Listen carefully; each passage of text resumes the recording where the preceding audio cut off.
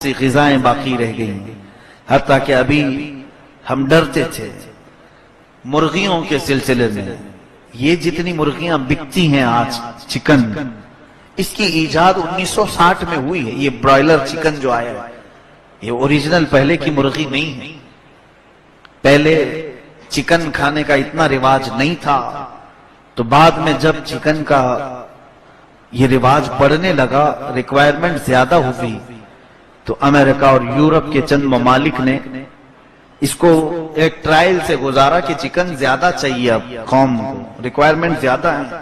تو انہوں نے ترکی کی ایک مرغی اور ایک کچھ مرغی کے اختلاط سے، ان کی مکسنگ سے یہ برائلر چکن تیار کیا، جس کو تیار کرنے کے بعد اس کے بڑھانے کے لیے ظاہر سی بات ہے ہمارے گھر میں جو مرغی پلتی ہے، اب تو شاید کسی کے گھر میں نہیں ہوگی، بہت کم، وہ تو 6 مہینے کے بعد تو تھوڑا دیکھنے کے قابل ہوتی ہے، سال بھر کے بعد کاٹنے کے قابل ہوتی ہے کہ کاٹیں تو کچھ گوشت ملے گا. اور اگر ہم وہ دیسی مرغیوں کے انتظار میں رہیں تو بہتوں کو تو چکن نہیں ملتا. تو یہاں قوم کو چکن سپلائی کرنا تھا، تو ایسی مرغیاں لاؤ مارکیٹ میں کہ بہت جلدی بڑھیں گے. عقل کا ہم کبھی نہیں استعمال کرتے. آپ نے کبھی دیکھا کہ یہ صرف 40 دن میں بڑی ہو کر کے آتی ہے؟ یہ جو مرغی ہماری مارکیٹ میں پہنچتی ہے، یہ انڈے سے نکل کر مارکیٹ میں پہنچنے تک صرف 40 دن کی ہوتی ہے، اور اتنی بڑی. نیچرل کیا یہ چیز ممکن ہو سکتی ہے؟ پاسبل ہے. اس کو کیا کیا کر کے بڑھا کیا جاتا ہے. ہمارے ایک ساتھی ہیں، وہ بڑے ریسرچ اسکالر ہیں، بہت اچھے. انہوں نے اپنی تحقیق پیش کی 1960 میں جب یہ برائلر چکن کو لایا گیا تو اس کے کئی مقاصد تھے. انہوں نے جو غذا اس کو کھلانا شروع کیا اس مرغی کو. ایک بات یہ بھی میں بتا دوں، مرغی آپ یہ برائلر چکن خرید کر کے اپنے گھر پہ پالو، 40 دن میں نہیں بڑی ہوگی آپ کے. اس کے پالنے، اس کی فارمنگ ہوتی ہے، پورے طریقے ہیں. اس کا جو فوڈ ہے، اس کا جو کھانا ہے، وہی آپ کو کھلانا پڑے گا. اس کو جتنی ریکوائرمنٹ ہے اتنے انجیکشن دینے پڑیں گے. وہ ساری فارمنگ سکھائے جاتے ہیں، مرغی فارم والے جانتے ہیں. اس کو جو غذا دی جانے لگی، وہ کون سی غذا ہے میں آپ کو بتاؤں. یہ جو چکن ہم نے خود کم کر دیا، ہو سکے تو آپ بھی کم کر دیں. اس کا کچھ نعم البدل اختیار کیا. مجھے اختیار نہیں آپ کے کھانے پینے پر میں روک لگاؤں، لیکن مشورہ ضرور دے سکتا ہوں. آپ کا اختیار ہے، آپ عمل کرنا چاہیں کر سکتے ہیں. ہاں، اس بات کو سمجھ کے چلیں کہ بعد میں جا کر کے آپ نے یہ نہیں کہنا کہ مفتی صاحب نے چکن کو حرام کہہ دیا. حرام میں نہیں کہنا، آپ کو اس کے مضر اثرات، اس کے نقصان دہ چیزیں بتا رہا ہوں، صرف اس لیے کہ ہمارے خلاف بنائی گئی مرغی، ہمارے خلاف بنائی گئی مرغی. اس کو لایا گیا مارکیٹ میں، اور امریکہ میں اور یورپ میں سب سے زیادہ جس چیز کا گوشت کھایا جاتا ہے وہ غلیظ جانور ہے. پورک کا استعمال وہ زیادہ کرتے ہیں، خنزیر کھاتے ہیں. تو جب خنزیر کو بھی زیادہ سپلائی کرنا پڑا تو انہوں نے جو غذا بنائی خنزیر کی کہ وہ جلدی بڑا ہونے کے لیے اس کو بھی انجیکشن لگائے جاتے تھے، اور خاص جو غذا کھلائی جاتی تھی، یہ جانوروں کے پیٹ کی اوجھڑیاں سب نکالی جاتی ہیں، انہیں سکھایا جاتا ہے، اور سکھا کر کے اس کو پیس کر کے اس کی غذا بنائی جاتی ہے. اور اس میں خنزیر کے پیٹ کا بھی ہوتا ہے، اس کے پیٹ کا بھی، بیلوں کے پیٹ کا، بھینسوں کے پیٹ کا. وہ غذا جو ہے یعنی اوجھڑی اور گندگی جتنی ہے، اسے سکھا کر اس میں کچھ کیمیکل بنا کر ملا کر ان جانوروں کو کھلاتے ہیں تو تیزی سے بڑھتے ہیں. وہ خنزیروں پر جو انہوں نے ٹرائل کیا تھا، وہی غذا اس برائلر چکن کو بھی کھلائی جانے لگی. سیم وہی غذا، وہی فوڈ جو خنزیر کو کھلا کر فارمنگ کی جاتی. یہ آتھینٹک چیز میں بتا رہا ہوں. یہ جو برائلر چکن کا فیڈ یا اس کا کھانا ہے، یہ سب پورا جو ہے وہی بنا کر کے وہ جڑیوں کو سکھا کر انہیں کھلایا جاتا ہے. یہ کھلائیں گے تبھی بڑی ہوں گی. اچھا چلیے وہ کھا کر کے، کچھ بھی کھا کر کے بڑی ہو، ہمیں اس سے مطلب نہیں. ہماری دیسی مرغیاں تو کیچڑ بھی کھا لیتی ہیں، کچھ بھی. کوئی اگر مجھ سے یہ کہے، مجھے اس کے کھانے پر اعتراض نہیں، لیکن جب اس کے اثرات جسم پر کیا پڑتے ہیں یہ دیکھا گیا.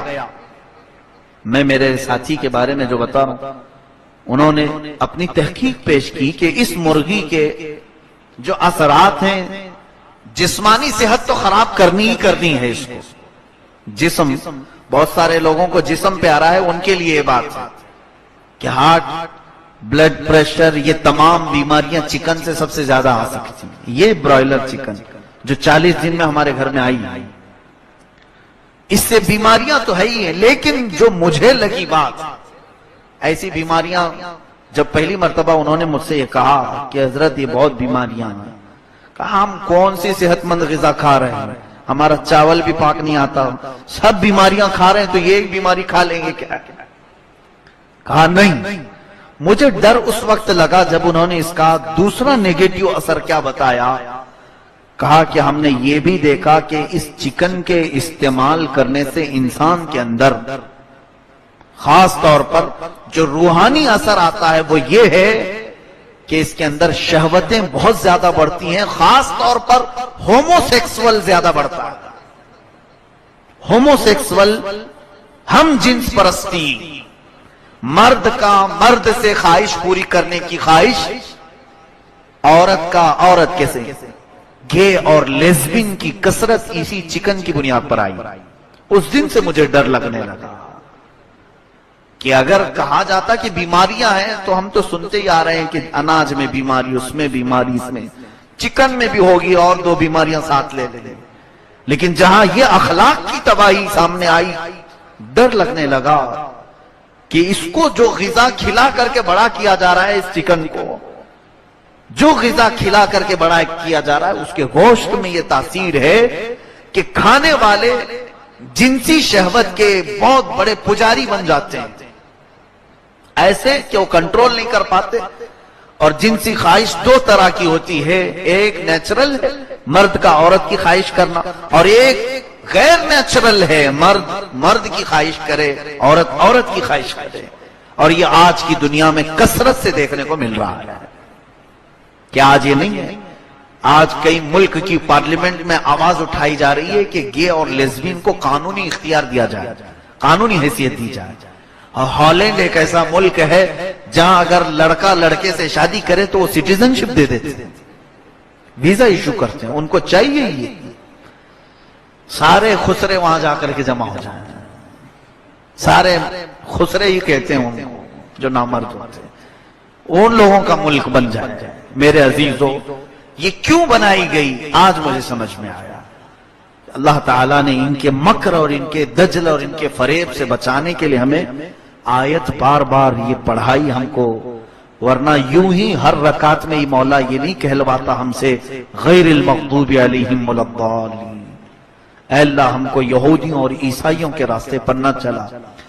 حضرت ابو منصور عبد القاہر بغدادی رضی اللہ تعالیٰ عنہ ایک بزرگ گزرے ہیں، بہت پائے کے بزرگ، غوث پاک رضی اللہ تعالیٰ عنہ کے زمانے کے بزرگ، شیخ عبد القاہر بغدادی. ان کی لکھی ہوئی کتابیں بھی، انہوں نے بہت ساری پیشین گوئیاں کی. پیشین گوئیاں مطلب بعد میں آنے والے حالات کو، فیوچرز کے بارے میں جو بتایا جاتا ہے، پریڈیکیشن جس کو کہتے ہیں. تو حضرت عبد القاہر بغدادی رحمت اللہ علیہ نے کچھ پریڈیکیشن، کچھ ایسی بھی باتیں بتائی ہیں کہ جب 2000ویں سال کی ابتدا ہوگی، یعنی یہی سینچری 2000 سال کی 21ویں صدی شروع ہوگی، یا پھر 19ویں صدی یا 20ویں صدی کا آخری حصہ ہوگا، تو انہوں نے لکھا ہے کتاب میں کہ مسلمانوں میں خنزیر کھانے کا رواج ہو جائے گا. تو شروع میں علماء نے اس کو ریجیکٹ کیا. یہ بات سمجھ میں نہیں آتی، کیوں مسلمان بھلا خنزیر کھائے گا؟ ابھی پاکستان کے چند علماء نے اس کتاب کو پھر سے دوبارہ سامنے لائے اور کہا کہ حضرت عبد القاہر بغدادی رحمت اللہ علیہ نے جو فرمایا تھا کہ 20ویں صدی کے بعد مسلمانوں میں خنزیر کا رواج آ جائے گا، اگرچہ اوریجنل خنزیر نہیں کھاتے لیکن اس کے پیٹ کی غذا کھا کر بڑی ہوئی چکن جو کھاتے ہیں، شاید اسی کی طرف ان کا اشارہ رہا ہوگا، اسی کی طرف ان کا اشارہ رہا ہوگا. اور ہمارے ایک بزرگ نے بہت پیاری مثال بیان فرمائی، محمد یار خان نعیمی رحمۃ اللہ علیہ، کہ ان مرغیوں کے کھانے کی وجہ سے جو ہماری آج حالت بنی ہے، کوئی آپ یہ مت سمجھیں کہ پورا میٹر مرغی کے خلاف ہو گئے، کچھ تو بات ہے جو کہہ رہا ہوں، کوئی تو بات ہے۔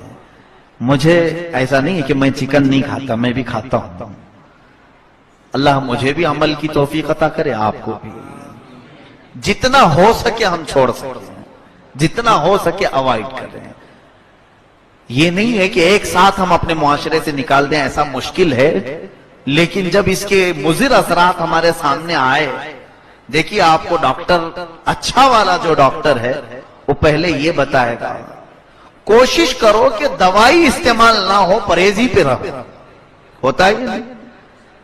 زیادہ سے زیادہ کوشش یہ کرو کہ پرہیز کرو دوائی استعمال کرنے سے، بہتر ہے۔ یہی بات میں بھی کہہ رہا ہوں، آپ سے یہی میں گزارش کر رہا ہوں کہ وہ وقت نہ آنے پائے کہ اس کی خراب اثرات ہمارے جسموں پر آئے۔ علامہ احمد یار خان نعیمی رحمۃ اللہ علیہ نے بڑی پیاری بات فرمائی جو لگتی ہوئی ہے، ان دیسی مرغیوں میں اور یہ فارم مرغیوں میں بڑا فرق ہے۔ ان کی عادتیں کھانے کی وجہ سے ہمارے اندر آئی بھی ویسی ہیں۔ اس کی بری عادتیں میں بتاؤں، یہ برائلر چکن بہت بری عادت، دیسی مرغی میں ایسی نہیں ہوتی ہے، لیکن اس کے اندر بہت بری عادت۔ پہلی عادت تو یہ ہے کہ یہ کبھی بھی اپنا ڈیفنس کرتی نہیں ہے، اس کو آسانی سے کوئی بھی پکڑ سکتا ہے، ہوتا ہے۔ اور دیسی مرغی دوڑا دوڑا کے تھکا دے گی، نہیں ملتی، ہاتھ میں آتی نہیں۔ اور یہ جو فارم مرغی ہے تھوڑی دیر کک کک کک کرے اور اس ہاتھ میں آ جائے، یہ زیادہ اپنا ڈیفنس نہیں کرتی۔ ایک اس کی بری عادت یہ ہے، کوئی پکڑے پہلے اپنا بھی ڈیفنس نہیں کرتی، اور دوسری مرغی کو کوئی پکڑ رہا ہے تو اسے بھی کچھ نہیں کرتی، کچھ نہیں کرتی۔ دیسی مرغی میں یہ ہے کہ اس کے بچوں کو پکڑنے جاؤ تو ٹھونک مارے گی، وہ بچاتی ہے اپنے بچوں کو۔ اس کی بری عادتوں میں یہ بڑے بزرگ نے لکھا ہے، کیوں؟ اس لیے کہ جو جس چیز کو زیادہ کھاتا ہے اس کی عادتیں اس کے اندر آتی ہیں، اس کے اندر آتی ہیں۔ ہاں، اسی لیے آپ دیکھیں یہ یورپ والے، امریکہ والے خنزیر زیادہ کھاتے ہیں، اور خنزیر غلیظ ہوتا ہے، یہ غلیظ کام زیادہ کرتے ہیں، شہوت ان کے اندر زیادہ ہے، ہر طرح کی گندگی کر جاتے، بے حیا ہیں۔ اس کی وجہ یہ ہے کہ خنزیر سب سے زیادہ بے حیا جانور ہے، اس کے اثرات ان کے اندر ہیں۔ جو قوم جس چیز کو کھاتی ہے اس کا زیادہ اثر اس کے اندر آتا ہے۔ اور اس مرغی کی ایک بری عادت اور یہ بھی ہے کہ دکان مالک یا قصاب مرغی کو پکڑتا ہے، اس کے سامنے کاٹتا ہے، اور یہ کھانے میں مصروف رہتی ہے، یہ اپنے چاول دانے کھا رہی، اس کے سامنے ہی دوسری مرغی کٹتی ہے، اپنی باری کا انتظار کرتی ہے، اور کیا ہے تھوڑی دیر میں پنجرے میں ہاتھ ڈال۔ بہت ساری دکانوں پہ تو میں نے دیکھا پنجرے میں بھی نہیں رکھتے، وہ نیچے ہی چھوڑ دیتے ہیں، کہاں بھاگے گی، کہیں نہیں جاتی، وہ سامنے کٹتے ہوئے دیکھتی ہے، وہ کبھی نہیں کچھ کرتی۔ اس مفسر شہیر نے بہت اچھی بات کہی کہ اے مسلمانوں، اسی کی عادتیں ہمارے اندر آج آ گئی، آج ایسا ہو گیا کہ دشمن تمہارے اوپر حملہ آور ہے، تم ڈیفنس کرنا ہی بھول گئے، آج مار کھا رہے ہو سو رہے ہو، مار کھا رہے ہو سو رہے ہو۔ جو ہماری بات تھی ایک ڈیفنس کی، کوئی ہاتھ تو لگائے کسی ہمارے مسلمان کی طرف، ہم پورے کے پورے جاگ جاتے ہیں۔ آج روز ہم سنتے ہیں خبریں، وائرل کیے جانے والے ویڈیو دیکھنے کی بھی ہمت نہیں ہوتی، لیکن ہم دیکھ کر کے سو رہے ہیں نہیں۔ اس کے علاوہ اس کی وہ بری عادت بھی ہمارے اندر آئی ہے کہ سامنے کٹتے ہوئے دوسرے مرغی کو دیکھ کر بھی خاموش رہتی ہے، خاموش رہتی ہے۔ یہی حال آج سب کا ہے ہمارے، ایک مسلمان سامنے کاٹا جا رہا ہے، ہم کھانے میں مصروف ہیں۔ اسی برائلر چکن کا ہی اثر ہے کہ سب یہاں پر فارم مرغیاں بن گئے، ہماری حالت آج فارم مرغی کی طرح ہے کہ ہم سب دیکھ رہے ہیں، اس کے باوجود خاموش کھانے پینے میں مصروف ہیں۔ ہماری آوازیں بند ہو گئی، آج ممبر سے نہیں بولا جا رہا، آج ڈر ہے سب کو، علماء کو ڈرایا گیا۔ ہمارے بڑے قائد جو کہلائے جاتے تھے اور چپ ہو گئے، خاموش ہیں، کسی بات پر نہ بولنا۔ کسی کونے میں کوئی ایک پکارتا ہے، مثال کے طور پر میں ایک فقیر یہاں سے اگر پکاروں تو ہماری حالت وہی ہے، نکار خانے میں طوطے کی آواز کتنی، ہم بڑے بڑے ڈھول بج رہے ہوں، ایک طوطا پکارے تو اس کی آواز کہاں جائے گی؟ ہماری آج پوزیشن یہ ہے۔ مسلمانوں، آج آپ اپنا ڈیفنس سیکھو، آپ اپنے اوپر آنے والی مصیبت کو ایکسپٹ نہ کرو۔ اسی لیے سید الشہداء امام حسین شہید کربلا رضی اللہ تعالیٰ عنہ نے بہت بڑا میسج ہمیں دیا تھا۔ انہوں نے فرمایا تھا کہ میرے نزدیک ظالم شخص وہ ہے، ظلم کرنے والے کو آپ نے کہا کہ وہ تو ظالم ہے ہی، لیکن امام حسین فرماتے ہیں اس سے بڑا ظالم میرے نزدیک وہ ہے جو ظلم کو سہ کر کے خاموش بیٹھتا ہے، ظالم کی مار کھا کر خاموش بیٹھتا ہے، آواز نہیں کرتا۔ میرے نزدیک وہ اصلی ظالم ہے کہ اس نے پوری قوم کی غیرت کو مار دیا ہے۔ یہ کے بعد دیگرے سب خاموش ہوتے ہیں۔ یہ ساری مرغیوں کو آج دبا دیا گیا ہے۔ جو قصاب ہمارے اوپر بیٹھے ہیں، یہ کے بعد دیگرے سب پر چھری چلانے کا ارادہ ہے، اور ہم سب خاموشی سے اپنی باری کا انتظار کر رہے ہیں۔ سب جگہ یہی سناٹا طاری ہے، ہم باریوں کا انتظار کر رہے ہیں، ڈرے سہمے ہیں۔ یہ ماحول کیوں پیدا ہوا؟ یہی انہوں نے بنا کر کے رکھا ہے اس طرح سے۔ اٹھو وگرنہ حشر نہ ہوگا پھر کبھی، دوڑو کہ زمانہ چال اپنی چل گیا۔ اور کہا گیا ہے ہمیں جگانے کے لیے جگہ جگہ کے تھک چکے ہیں تمہیں یہ ہنگامے، مسافروں روش کارواں بدل ڈالو، اپنے راستے کا جو طریقہ تم نے بنایا ہے اس کو بدل ڈالو۔ آج میں ان نوجوانوں کو ڈھونڈ رہا ہوں، وہ کہاں چلے گئے جن سے پورا محلہ ڈرتا تھا؟ وہ کہاں غائب ہیں آج؟ کیا ان کی طاقت اپنے آس پاس کے بچوں کو دکھانے کے لیے؟ تمہارا رعب، تمہارا جلال، تمہاری ساری ایکٹیویٹیز کہاں غائب ہو؟ ساری جگہوں پر الحمدللہ مسلمانوں کا ایک رعب تھا، اس کو غائب کیسے کر دیا گیا؟ ڈرا کر، دھمکا کر۔ تم اتنے جلدی اپنے ڈیفنس کو کیسے بھول گئے؟ لوگوں کو ایسا لگتا ہے کہ میں کچھ بھڑکانے کی بات کر رہا ہوں، نہیں، میں تو اپنی عزت بچانے کی بات کر رہا ہوں۔ ہاں، آپ سیکھو یا نہ سیکھو، یہ میرے اوپر فرض ہے۔ میرے گھر کی عزت پر اگر بات آئی تو میں کھڑا ہو سکتا ہوں، تو جب میرے نبی کی عزت پر بات آئے تو کیوں نہ کھڑا ہو؟ جب قرآن کی عزت پر بات آئے تو کیوں نہ کھڑا ہو؟ لیکن آج یہ سارے حالات ہمارے ختم ہو گئے ہیں۔ اسی لیے میں اس آیت پر لے آنا چاہتا ہوں، واپس آ جاؤ، میرے رب نے جو فرمایا وہ سچ ہے۔ ایک ہی علاج ہے، راستہ بدلو، راستہ چینج کرو۔